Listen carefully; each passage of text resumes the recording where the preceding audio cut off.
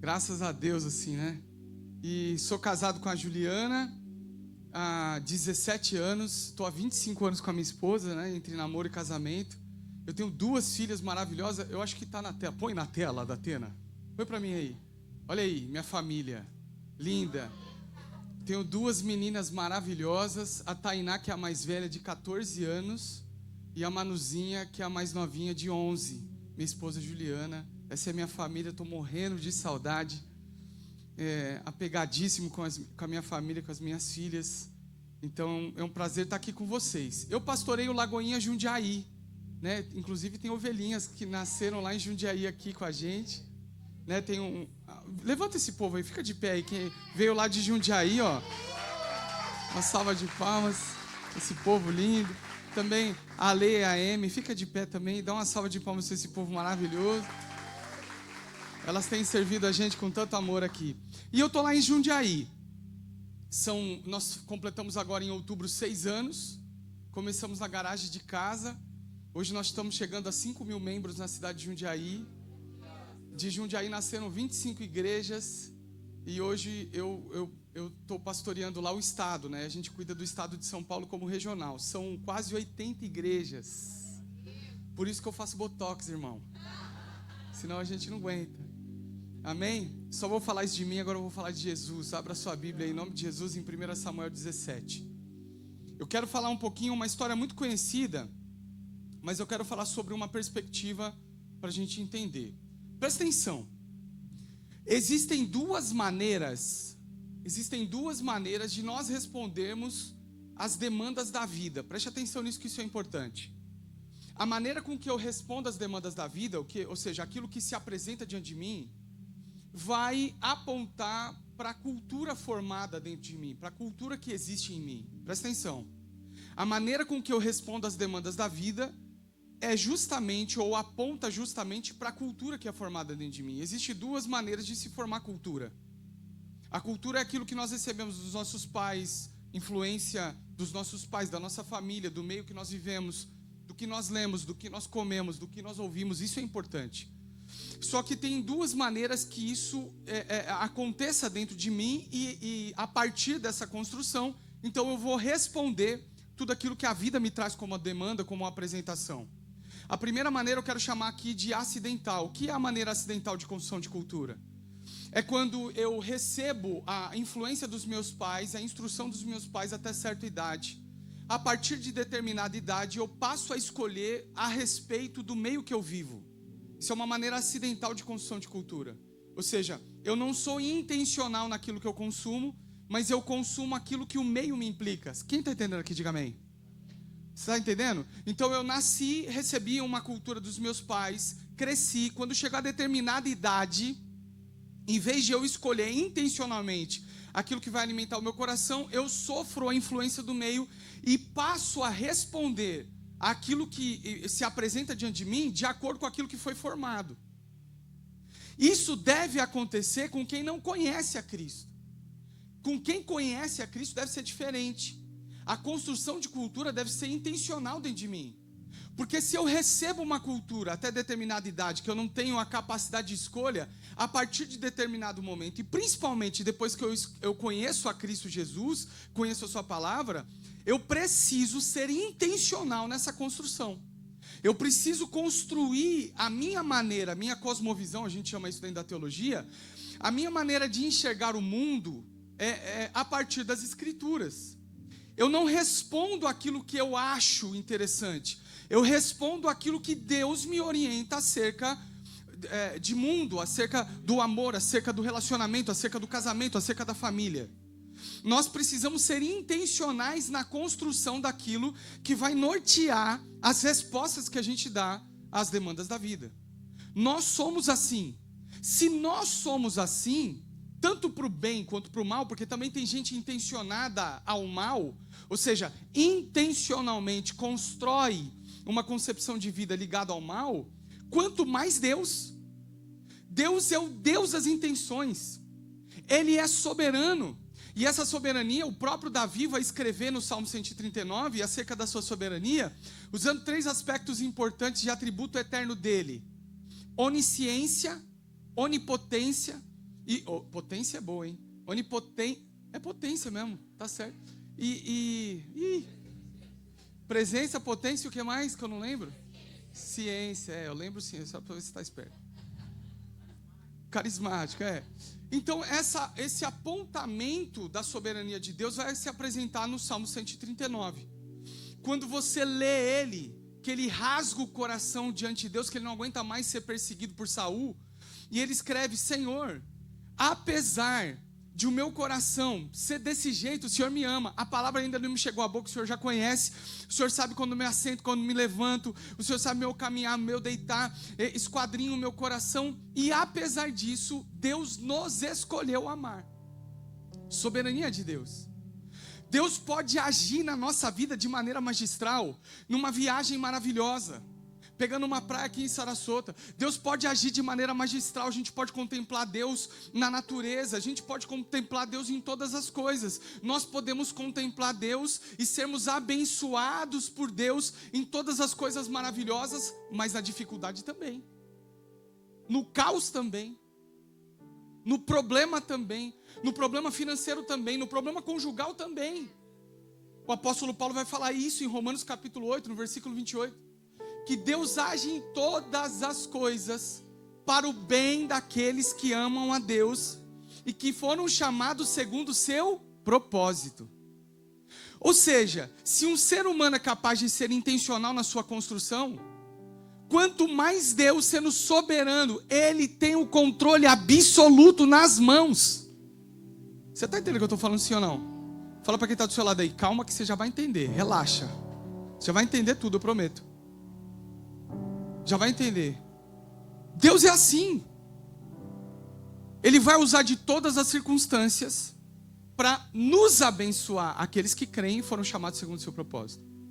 Havia um homem gigante da cidade de Gate, chamado Golias. Esse cara era intencionalmente preparado para aquilo que ele fazia. Intencionalmente preparado.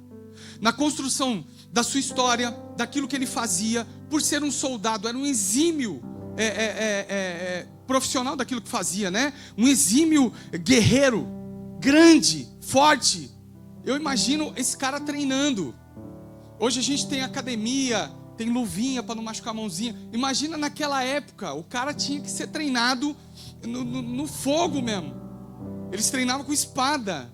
O negócio não era uma luta que você vai dar 3 tapas. Opa, chegou no meu limite, né? Quem gosta de jiu-jitsu aqui? Eu já estou sabendo que tem bastante jiu-jitsu. Eu também gosto, hein? E não era isso. Os caras treinavam a ponto de perder a cabeça. Alguém queria arrancar a sua cabeça. E Golias era intencionalmente preparado para a batalha.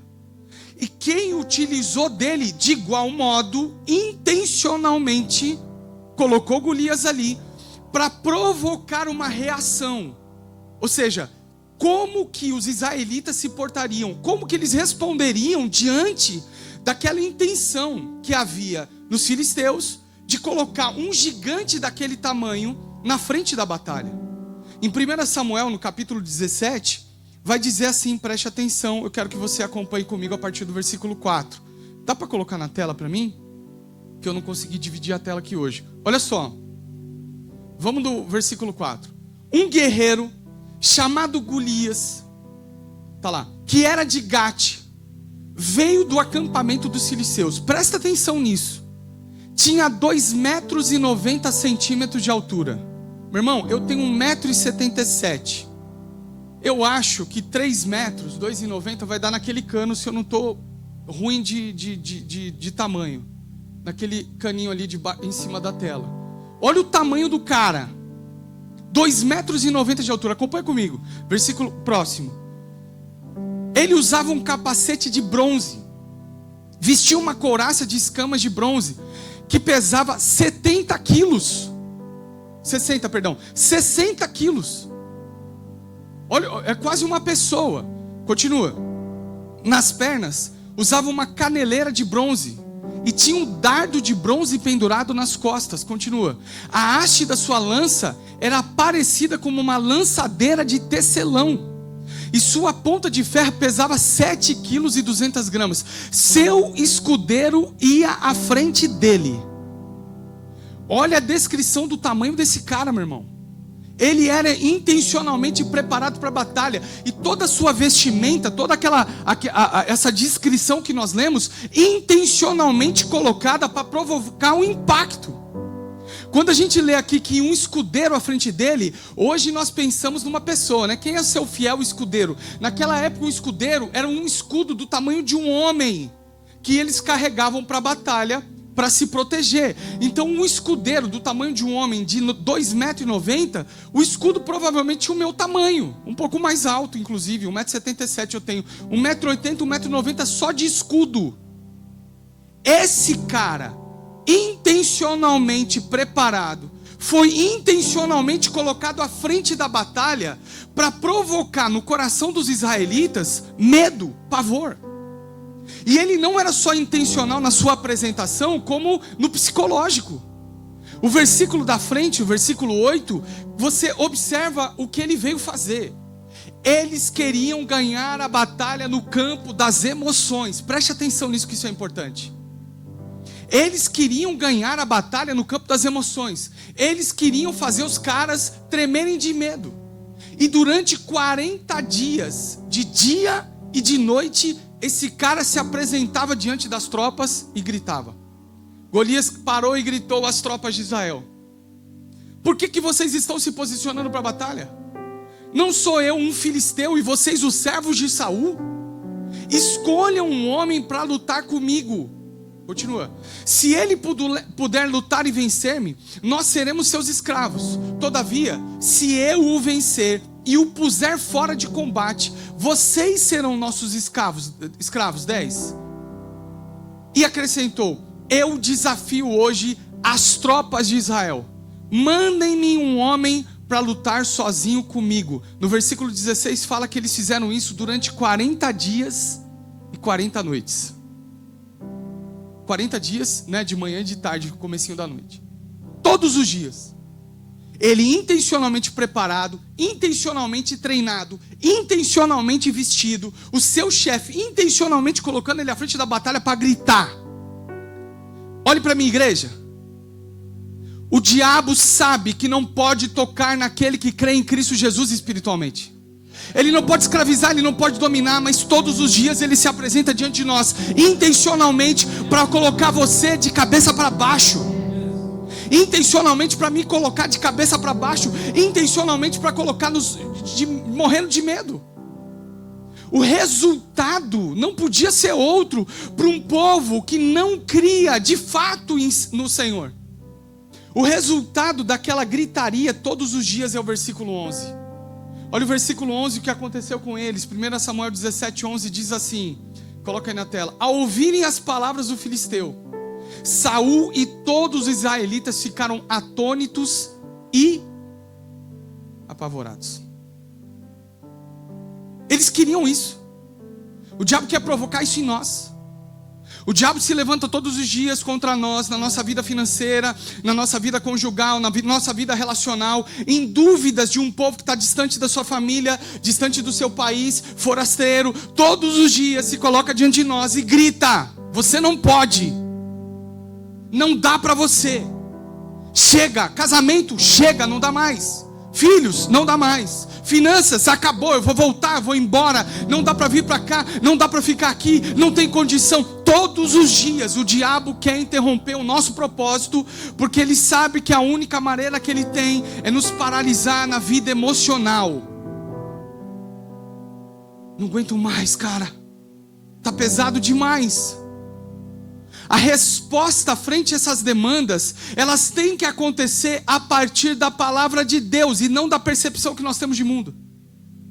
A gente não pode olhar para esse desafio, para esse gigante intencionalmente preparado, intencionalmente treinado, intencionalmente vestido, intencionalmente colocado à nossa frente, olhar diante dele e a partir das circunstâncias, com os óculos daquilo que a gente vê ao nosso redor, tomar uma decisão. Nós precisamos ser intencionais, mas a nossa intenção não só de maneira com que eu respondo, mas antes disso, o que me garante nessa resposta? E Deus, sendo soberano, usando das intenções do mal, chamou um menino também altamente intencionado. Só que diferente de Saul, que se colocou gigante, preparado para aquilo, Davi não era intencionado em ser um guerreiro. Davi, da sua intenção, do seu coração, é o grande segredo que nos faz vencer batalhas. O menino estava lá na casa do seu pai, por volta de 16 anos, mais ou menos. Ali, 15, 16 anos. Na casa dos seus pais, cuidando das ovelhas. De repente, Jessé, pai de Davi, está mexendo no telefone. E aí cai lá um Uber Eats. Seus irmãos estão na batalha, chega um Uber Eats. Está pedindo lá, eu quero um lanche e tal, e etc. aqui, que a gente está passando fome. Jessé chama Davi, Davi pega a bicicletinha do Uber Eats, coloca a marmita dentro do boxezinho do Uber Eats, coloca nas costas, e Jessé manda Davi entregar a marmita lá para os seus irmãos que estão com fome e precisam de comida. Davi, quando chega lá, quando ele chega diante daquela situação, ele ouve o gigante gritando diante das tropas de Israel. E Davi observa aquela situação. Sabendo a quem ele servia, ele exclama para os soldados e para os seus irmãos: quem é esse cara? Quem ele pensa que é para gritar assim contra as tropas do Deus vivo? Ele não fala, olha, quem ele pensa que é para gritar contra um povo preparado? Ele não grita, olha, quem esse cara é que ele está gritando aí, pensando que é para gritar contra o Israel, que é bem preparado na guerra, que tem instrumento de guerra, que tem um poder bélico. Ele não pensa nessas coisas. Ele diz o seguinte: quem esse cara pensa que é para gritar contra as tropas do Deus que eu sirvo? Essa é a diferença de um homem cheio do Espírito Santo para um homem comum. Ele não enxerga as demandas da vida do ponto de vista natural. Ele entende que antes de capacidade, antes de preparação, antes de habilidade, há um Deus que nos chamou para um propósito. Antes de eu estar aqui, antes de você chegar aqui, antes de você construir na sua mente e construir um plano bem elaborado de onde você vai trabalhar, onde você vai morar, o que você vai fazer, tem um Deus que tem um propósito que nos chamou. Meu irmão, eu tô com vontade de sair correndo aqui, eu posso? Eu tô me segurando, hein?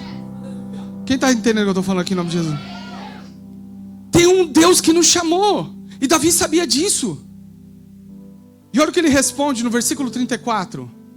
Quando Saul chama ele e fala: então, já que você quer ir para a batalha, você tem certeza que você está preparado? Porque Saul estava olhando para ele, o rei Saul, e viu um menino de 16, 17 anos.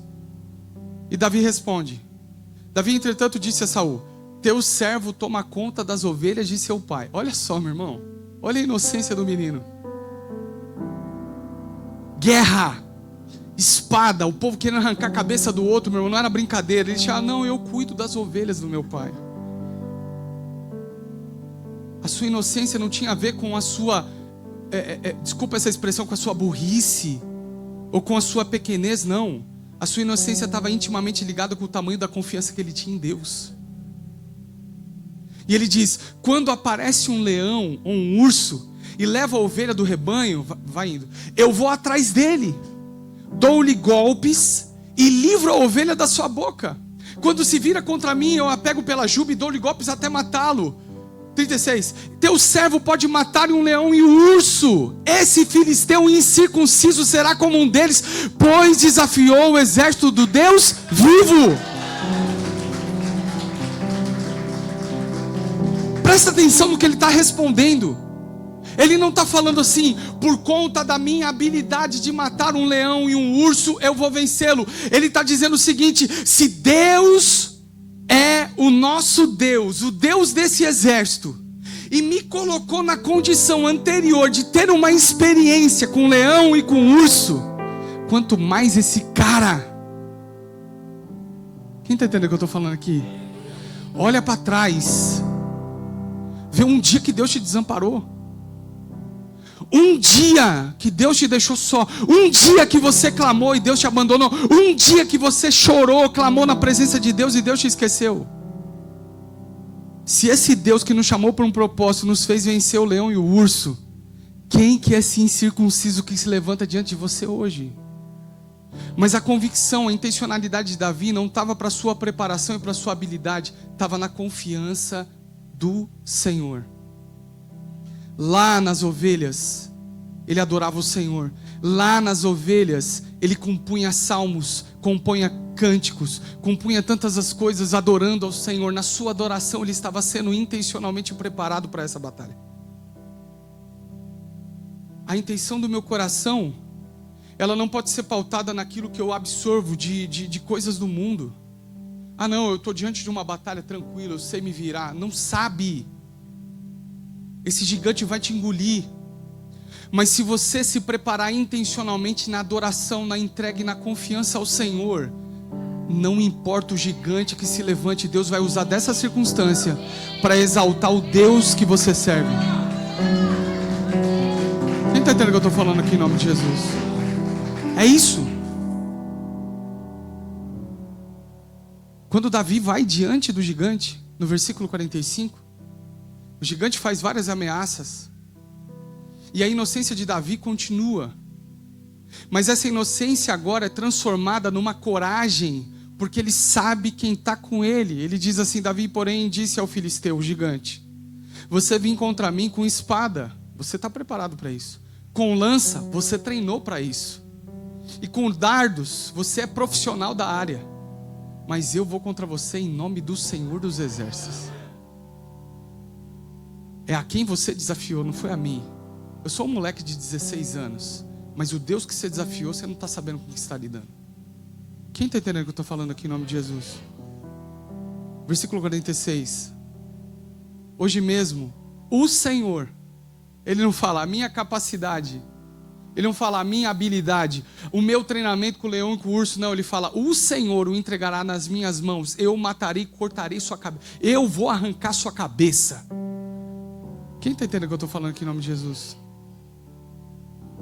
Essa resposta de Davi frente à demanda da sua vida, talvez até ali a principal, não foi pautada naquilo que ele construiu da sua experiência, mas é todinha embasada na confiança que ele tinha em Deus. O tamanho do gigante que se levanta diante de você é intencionalmente provocado para você responder em fé. Olhe para mim. O deserto que Deus nos coloca, porque não é o diabo que coloca o povo no deserto. Quem levou o povo para o deserto 40 anos foi Deus. Quem levou Jesus para o deserto para ser tentado não foi o diabo, foi Deus. Foi o Espírito do Senhor levou ao deserto. O deserto que Deus nos coloca não é para mostrar para Deus quem somos, porque Ele já nos conhece. Soberania de Deus. O deserto que Ele permite que nós enfrentamos, os gigantes que Ele permite que nós enfrentemos, é para que nós sondemos o nosso coração e nós respondamos: será que eu tenho fé? Ou será que eu tenho a fé da igreja? Que eu venho no domingo, levanto a minha mão, choro, arrepio? Ou é a fé que transformou a minha vida? É nisso que nós cremos. A maior batalha que existia foi vencida por Ele na cruz do Calvário.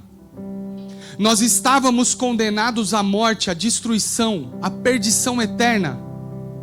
Nós estávamos condenados à morte, mas Cristo Jesus se entregou naquela cruz para nos salvar. Essa é a maior batalha que um homem poderia enfrentar, e Ele enfrentou por nós. Não tinha como vencer. Estávamos condenados, mas aprove o Senhor, diz o apóstolo Paulo, que nos amou estando mortos ainda nos nossos delitos e pecados. Ele nos amou primeiro. Em Romanos capítulo 9 fala que Ele nos escolheu sem que nós fizéssemos nada. Ele nos amou.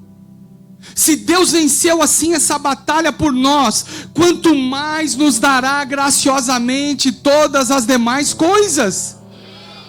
Quem é esse gigante que se levanta diante de você? Quem é esse monstro que levantou diante de você, que está te paralisando? Será que é o financeiro? Será que é uma paralisia emocional, relacional? Será que é o medo do divórcio? O que está te colocando trancado num quarto? O que está te colocando num lugar de paralisia? Deus me trouxe aqui para falar para mim e para você que Ele tem algo maravilhoso a ser acessado e só pode ser acessado pela fé. Fé. Responder a essa demanda com aquilo que Deus nos entregou. Eu não tenho capacidade, mas eu sirvo um Senhor que pode todas as coisas. A intenção do seu coração era adorar a Deus. A intenção do seu coração não era ser um guerreiro. A intenção do seu coração ao menos era ser um rei. A intenção do seu coração era continuar com o seu coração adorando a Deus. Se você for parar para pensar, pastor, se você olhar pelo ponto de vista social, ético, moral, os pecados de Davi foram mais graves, se a gente pode determinar assim, do que os pecados de Saul. Saul desobedeceu uma ordem expressa de Deus por 3 vezes. Na última, Deus cansou, falou: não quero mais, manda Samuel avisar ele que não tem mais jeito. Davi adulterou. Davi mandou matar o marido da mulher que ele tinha cometido adultério. Davi mentiu, Davi escondeu esse adultério, esse assassinato. Só que a diferença entre Saul e Davi era que Saul, em todas as vezes que se mostrou arrependido, ele queria preservar o seu status de rei. Tudo que ele fez, quando foi repreendido por Deus, foi para manter sua posição de rei. Davi não. Davi disse assim: já entendi, me tira tudo, menos a tua presença. Davi era intencionalmente um adorador. E foi isso que garantiu inúmeras vitórias para Davi, a ponto dele ser chamado um homem segundo o seu coração. O nosso segredo não é responder com as nossas habilidades, mas com a intenção de adorar o Senhor em tudo que você faz. Meu irmão, olhe para mim, você não precisa de plataforma, meu irmão. Você não precisa aqui, isso aqui é madeira. Isso aqui não, isso aqui é santo. Não, santo é o altar que você levanta no seu coração. Independente a posição que você está, se lá dentro da sua companhia, da sua empresa, se lá trabalhando, servindo, aonde for, o altar estiver pronto, então a sua vida adora a Deus naquilo que você faz. Aonde você estiver, aonde você estiver, coloca a intenção em primeiro lugar de adorar o Senhor. Essa é a resposta que você precisa dar para esse gigante que se levantou. É assim que você vai vencer. Eu não estou falando que é fácil. Eu não estou colocando menor a sua dor. Eu não estou falando que esse gigante é difícil ou fácil de ser combatido, porque Davi nunca negou o gigante. Falou: você é grande, você tem espada, você tem lança, você tem tudo que você tem aí, você é preparado, mas eu não estou diminuindo o gigante. Eu estou falando de um Deus que está acima de todas as coisas. Quando o povo se libertou, ou foi liberto de 70 anos de cativeiro, 70 anos de cativeiro, o povo saiu em liberdade lá da Babilônia e tinha que voltar para Jerusalém. Quando eles começaram a voltar para Jerusalém, tinha 600 quilômetros de deserto para chegar em Jerusalém. Se você conhece um pouco da geografia de Jerusalém, ela é cercada de montanhas.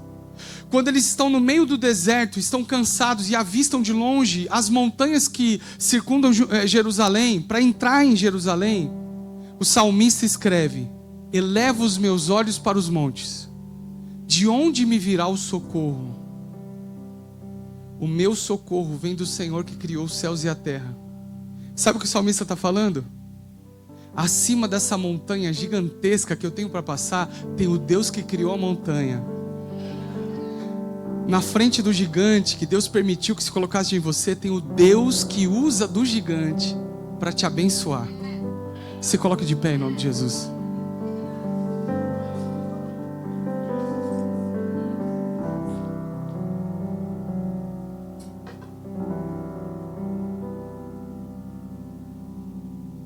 Presta atenção. A maior decisão que você precisa tomar na sua vida hoje é entregar a sua vida a Jesus. E quando eu falo entregar a vida a Jesus, vai para além da vida religiosa. Porque talvez a religião me propõe que você faça algo para ser aceito por Deus, para agradar a Deus. E Deus nunca falou sobre isso. O pai ama o filho independente daquilo que ele faça. Mas esse amor é tão maravilhoso que não permite que nós fiquemos do jeito que nós estamos. Por isso que a intenção do pai é te atrair a ele e reconhecer que ele de fato é que tem o governo e o controle. Ainda que pareça tudo fora do lugar, nada saiu do controle rigoroso de Deus. Eu quero te convidar hoje a entregar o seu coração a Cristo Jesus. Aí você fala: pastor, já estou na igreja há tantos anos. Meu irmão, Deus não está nem para isso. Talvez assim como eu nasci na igreja, vivi na igreja e só me converti genuinamente e entreguei minha vida para Jesus aos 20 anos de idade. Eu sou nascido e criado na igreja. E é na igreja porque o meu pai me obrigava, porque se eu não fosse para a igreja, eu não podia sair na balada no final de semana. Andava na igreja, fazia as coisas da igreja, tocava bateria na igreja, líder de louvor na igreja, não conhecia Jesus. Conhecia a religião que falava sobre Jesus, mas eu conhecia o Deus da religião. O convite que eu quero fazer para você nessa manhã é que você entregue o seu coração de fato àquele que venceu a maior batalha que nós não poderíamos vencer. Isso se chama graça. É colocar diante de Deus a sua vida, o controle da sua vida e falar: Senhor, o gigante está grande, está alto, mas eu confio no Deus que me vai fazer arrancar a cabeça desse gigante. Feche os seus olhos. Se você está aqui nessa condição, talvez um gigante se levantou dentro de você e ele tem te consumido. Eu quero convidar você a tomar uma decisão hoje. E essa decisão é derrubar esse gigante através da fé. A resposta que você precisa dar vem do Senhor. Se você está aqui nessa condição, eu quero contar até 3 e eu queria que você levantasse uma das suas mãos. Se você está aqui, talvez entrou pela primeira vez, a sua primeira vez aqui, alguém te trouxe e você disse: eu vou dar uma oportunidade para Deus hoje, eu quero ouvir o que Deus tem a me falar. Jesus te trouxe aqui para falar sobre isso, para você entregar o seu coração a Jesus. Talvez tem gente que está aqui que pensou sinceramente em suicídio, pensou sinceramente em tirar a própria vida diante do gigante que te atormenta. O Senhor te trouxe aqui para restaurar a sua história. Tem gente que está aqui, Deus me mostra, eu não quero te expor, mas que escreveu carta já e guardou essa carta de suicídio. Deus te trouxe aqui para restaurar a sua história. Eu quero que você levante uma das suas mãos e você venha aqui, eu quero orar com você. Eu quero contar até 3, feche os seus olhos, ninguém precisa te ver, fecha o olho. Ninguém precisa te ver, ninguém precisa saber de nada. 1, 2, 3, levante uma das suas mãos onde você está. Fala: Senhor, eu preciso que esse gigante caia. Em nome de Jesus, levante uma das suas mãos onde você está. Fala assim: eu preciso. Em nome de Jesus. Aonde está você? Eu quero orar com você. Em nome de Jesus. Um gigante se levantou. Em nome de Jesus. Aonde está você? Amém. Feche os seus olhos, nós vamos orar. Glória a Deus. Feche os seus olhos, vamos orar. Vem aqui à frente, você que levantou a mão, por favor. Você que levantou a mão, sai do seu lugar, vem aqui à frente, não se constranja. Não se constranja, sai do seu lugar, eu quero orar com você. Em nome de Jesus. Aleluia. Estenda suas mãos, nós vamos orar. Feche seus olhos. Pai, em nome de Jesus. Nós oramos agora, Senhor, por aqueles que diante de Ti estão, Senhor. E um gigante se levanta. Pai, aqueles que estão enfrentando batalhas. Algumas pessoas levantaram as mãos e não vieram à frente. Talvez estão constrangidas, Senhor, vivendo batalhas secretas. Talvez olhem para eles, Senhor, e pensem: Senhor, está indo tudo bem, mas o interior está, Senhor, destruído e dilacerado. Pai, em nome de Jesus, nós oramos agora para que haja uma transformação, cura. Nós oramos agora para que haja libertação, restauração. Nós oramos agora, Senhor, para que o Senhor, em nome de Jesus, traga cura e libertação. Oro pela sua igreja, Senhor, que cai por terra todo gigante. Pai, que tudo que se levanta diante de nós, Pai, que tudo que se apresenta diante de nós, nós possamos vencer, Senhor, na fé, na confiança daquilo que o Senhor tem. Eu oro, Senhor, em nome de Jesus, para que haja libertação e restauração. Em nome de Jesus. Em nome de Jesus. Igreja, levanta a sua mão, comece a orar no seu lugar. Se você ora em línguas, comece a orar em línguas no seu lugar. Cantamos ao Senhor. Enquanto nós cantamos, você ora, ora. Há uma batalha acontecendo agora, em nome de Jesus. Os reinos venham, o teu trono. Ore, ore, ore no seu lugar. Levante a sua voz e comece a orar.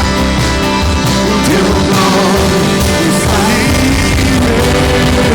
como um trovão, impetuoso, poderoso és, grandioso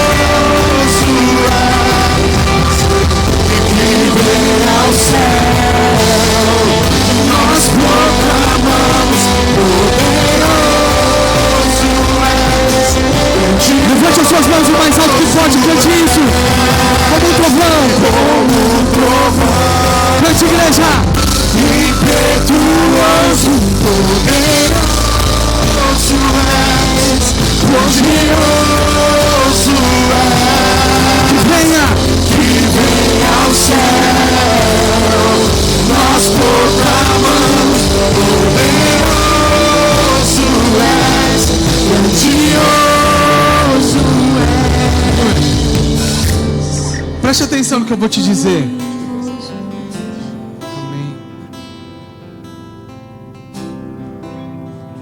Preste atenção no que eu vou te dizer. Olhe para mim, você também. Nós vamos sair daqui agora. Nada mudou. Tá tudo igual. O gigante é do mesmo tamanho. Os problemas são iguais. Talvez o diagnóstico médico é igual. Mas eu tenho uma excelente notícia para te dar. Você não é mais o mesmo. Nós recebemos essa palavra e agora a partir dessa palavra em Cristo Jesus, dessa entrega, nós quebramos aquilo que nos paralisava. Ele me disse agora no ouvido, eu escrevi essa carta 3 vezes. Eu creio que o Senhor fez algo maravilhoso nessa manhã, na sua vida e na vida dele, em nome de Jesus. E nós queremos celebrar isso, amém? Viu? Queremos celebrar sua vida em nome de Jesus, aquilo que Jesus fez. Eu quero convidar você a celebrar isso em nome de Jesus. Vamos, Lagoinha. Vamos com alegria aí. Eu quero contar até 3. Quando eu contar 3, eu queria que você virasse para receber um abraço da igreja em nome de Jesus. Bora, igreja. Com alegria, vai estar na sua lugar. 1, 2, 3. Seja bem-vindo em nome de Jesus.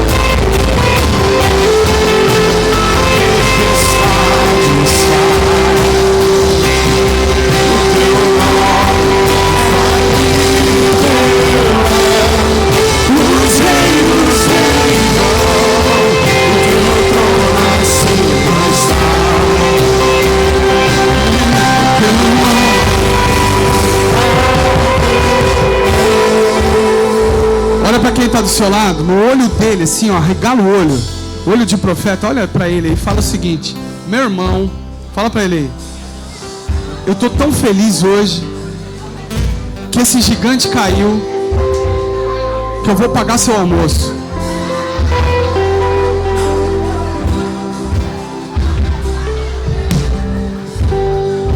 Que Deus te abençoe em nome de Jesus. E que você possa viver de maneira abençoada. Aleluia, igreja. Quantos estão abençoados por essa palavra de Deus? O gigante já se caiu. Você é preparado. Você está forjado. Seu coração é um coração de adorador, que não mira o gigante, mas mira o coração de Deus. Aleluia. Que a graça e a paz seja com você de todos os seus dias. Viva a melhor semana da sua vida. Amém?